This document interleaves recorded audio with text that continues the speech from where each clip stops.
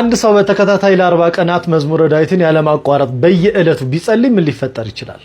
ዛሬ ክፍል 2 ይዤላችሁ ቀርብ ያለው ውድ ክርስቲያኖች፣ የቪዲዮ ለሌሎች በጣም ይደርስ ዘንድ አቅም እንዲኖረው ኮፒ ሊንክና ሼር ያድርጉልኝ። በጣም አመሰግናለሁ። እንግዲህ 2 ዳዊት ይዣለሁ ዛሬ። እቺኛዋ የአስመራ ዳዊት ነች፣ በ1960 ዳዊት ነች። በጣም ጥሩ ዳዊት ነች። ካገኛችሁ ብትገዟት ጥሩ ነው። ግዕዝ ነች። ይሄኛው ደግሞ እንግዲህ ብዙ ሪፈር ማድረግበት የአያቴ ዳዊት ነው። ስለዛሬው ስለ መዝሙረ ዳዊት ጥቆማችን እንመለስ። በመዝሙረ ዳዊት ጸሎት ውስጥ ብዙ ትንቢቶች፣ ብዙ ምስጋናዎች፣ ብዙ ንስሐዎች፣ ብዙ ልመናዎች ተደርገውበታል። የዳዊት መዝሙር በቅዱሳት መጻሕፍት ውስጥ ካሉ መዝሙሮች እዚህ መዝሙር ላይ በሁለተኛው ሱባኤ ማለትም ባሉት 7 ቀናት ሁለተኛው 7 ቀናቶች ላይ በመዝሙረ ዳዊት ውስጥ ያሉትን ቃላት ማገናዘብ፣ መረዳት፣ ማወቅ፣ ኮንሲደር ማድረግ እንጀምራለን።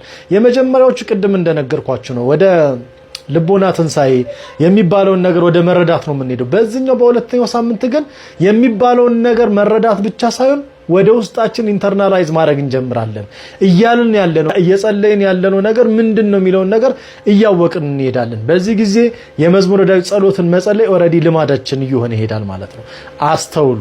ልማዳችን ሆነ ማለት የህይወታችን ኃይል ያለው ከዚህ ጸሎት ውስጥ ነው። በዚህ በመዝሙረ ዳዊት ጸሎት ውስጥ የሌለ ነገር የለም። ጤና አለ፣ ሀብት አለ፣ ጸጋ አለ፣ ክብር አለ፣ በረከት አለ፣ ልመና አለ፣ ንስሐ አለ። ስለዚህ መዝሙረ ዳዊትን ሁላችንም በዚህ ጾም በእመቤታችን ጾም እንድንጸልየው ይሁን። ትንሽ ረዘም ብሏል ቪዲዮ፣ ግን ምንም ማድረግ አልችልም።